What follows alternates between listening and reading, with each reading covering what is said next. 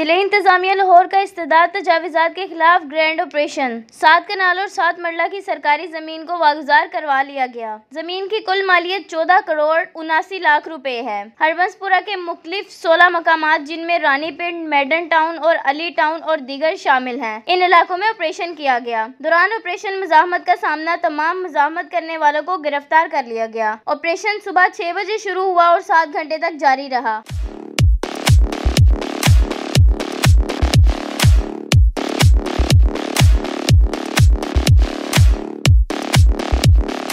Operation team की क़यादत additional deputy commissioner revenue Abdul Rauf Mehar ने की। Operation assistant commissioner Shalimar Mehdi Maloof की ज़ेर निगरानी RO मुनीर और पटवारी इजाज मुनीर ने किया। ऑपरेशन में पुलिस, रेवेन्यू और MCL की बड़ी तादाद में शिरकत। ऑपरेशन में भारी मशीनरी का भी इस्तेमाल किया गया। सरकार की जमीन पर कब्जा करने की हरगिज इजाजत न है। डिप्टी कमिश्नर लाहौर दानिश अफजाल की हिदायत पर सरकारी जमीन को वागुजार करवाने के लिए ऑपरेशन किया गया। कोमल शाहिद, आवाज़ न्यूज़, लाहौर।